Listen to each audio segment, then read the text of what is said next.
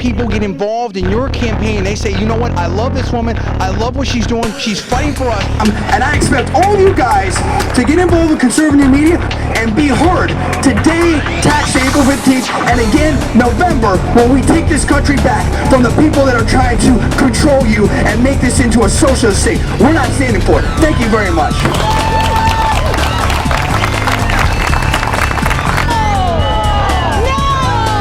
These people are speaking it out here. They're letting you know what's going on.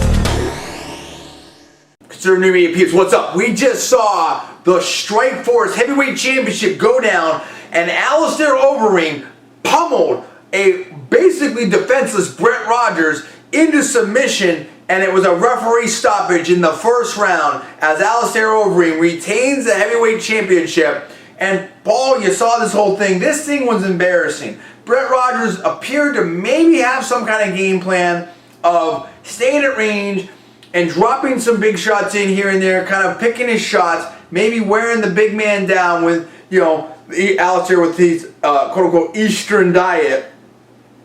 And yeah, exactly. And it just didn't happen. It looked like this guy got completely outclassed. He didn't have the skill set to deal with him. Alistair was hitting him with the kicks. He threw a little throw on him and stuff like that, and he just opened up this ground and pound on him. It wasn't particularly devastating, but it didn't look like Brett Rogers had any answers. We're just seeing this fight, and how disappointing was it? Well, it was very disappointing, John. And what I saw was you have two guys that I think like to be bullies. And the difference is that Overeem actually has a pretty good amount of skill behind his Eastern diet, and Brett Rogers doesn't. I think Brett Rogers believed he was going to be able to come in here, kind of just land a strike or two on Overeem like he did to Arlovsky. He wasn't able to do that. There was a point there in the first round, early in the first round, where Overeem tossed it pretty easily.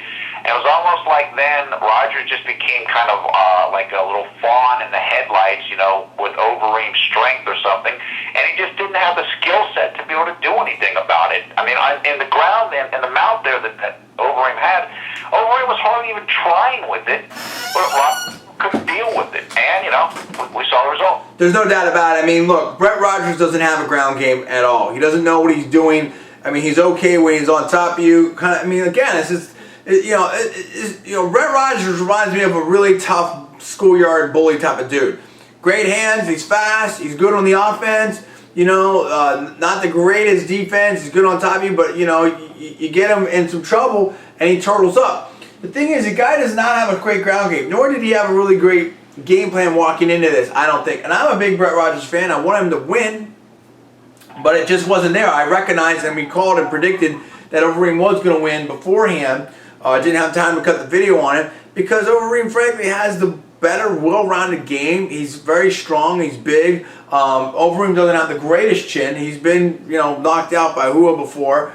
You know, Bader has also taken him out. But the thing is like this. It's like, you know, you either got to do one of two things if you're Brett Rogers. You have to let your hands fly immediately and try to get to Overeem before he's even warmed up. I mean, you can let the hands fly, let them fly. If you know that you really don't have that ground defense, you need to open up with your offense right away, or else you're going to be picked apart by Overeem's better arsenal of kicks and stuff, or you know, or the ground and pound and whatnot. You just have to open up. It's almost like basically Thiago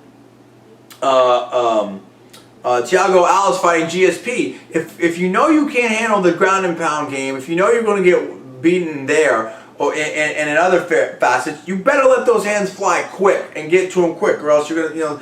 Or the other strategy is to stick and move and stay away at all costs. Do not try to go in there and engage. Do not get thrown, whatever like that. If you're thrown down, there's a couple times where Rogers had a chance to get up. Get up. You got to get up and you have to stay away. Those were really Rogers and getting in the deep water where Overeem's going to get tired. Overeem was huffing and puffing big time in the interview, you know, in my opinion, because of the Eastern diet, at least in large part.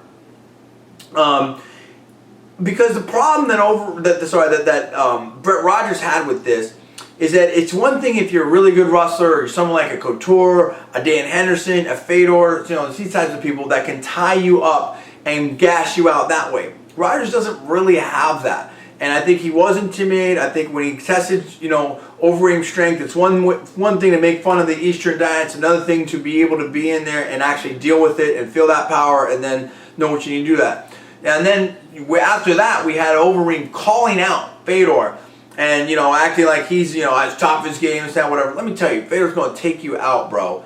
Easy. He's dealt with Coleman. He's dealt with the guy, 385-pound giant from South Korea, 7'4" guy before. He's dealt with the Colemans, the Mark Hunts. He's beat them all.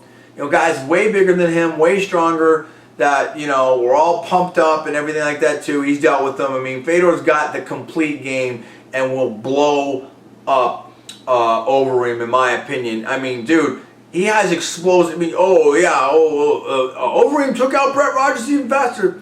Yeah, he did. He didn't do it with one shot like Fedor did. Fedor did it with one shot that was a freaking cannon and it exploded that dude. I didn't see anything from Overeem that was, getting me worried if I'm Fedor. I didn't see anything that was that devastating, anything like that. It was like, hey, here's a big guy that has, pretty good at all facets of the game. Nothing really that devastating. He's not really that fluid anymore, that he's all pumped up. I mean, Paul, what do you think about that? What do you think about Overeem calling out Fedor? What do you think about that matchup?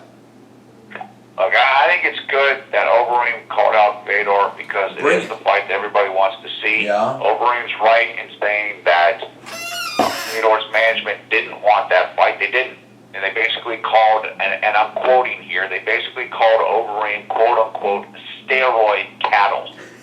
But, there's questions there. Fedor doesn't care. He'll fight anybody. I think that you're right. I think Fedor has superior skills to Overeem. I think Fedor wins. And I hope the fight gets made, and a lot of it will come down to, Fedor needing to beat Fabricio Verdun. Right, absolutely. And here's the thing. I mean, so Fedor's camp is basically, alleging that Overeem's taking steroids. All I know is the guy's huge, and he's cut, and he keeps on growing. So the thing, but I do know this: there's only so long you can run. If he is in fact running drugs, there's only so long you can run drugs. That hard at that level. So I mean, honestly, I believe even though Fedor's getting a little older, I mean Overeem's not super young either. I think the time is frankly on Fedor's side. I mean, listen, you look at guys that have been in the game a long time who may or may not have been doing the Eastern diet or whatever. And it wears on you, dude. You can't run stuff that hard that long. I mean, again, we're not making any allegations here. We're not making any factual claims or anything like that. But you look at a guy like Coleman. You look at a guy like Tito. You look at some of these other people, and part of it's age, part of it's ring rust, part of it, who knows, might have something to do with other stuff too. So I think that when you become too heavily dependent on stuff like that, if that is indeed the case here, I think that could actually end up backfiring on Overeem. And I haven't been that impressed with Overeem's latest fights. I'm not saying he isn't good. I'm not saying he doesn't deserve the belt right now, but I'm saying that, he's a placeholder for Fedor. That's what I'm saying. Yeah. Okay. Anyway, what did you guys think about that fight? I thought it was very disappointing. The undercard fight between Orlovsky and Bigfoot Silva was actually pretty entertaining. That wasn't bad. So that's sort of interesting. What do you think about Bigfoot showboating on that? Tell us what you think. Hit us below. Give us a comment up here. Subscribe to us above. I am John. That is Paul. And we are Conservative New Media. And we will see you next time.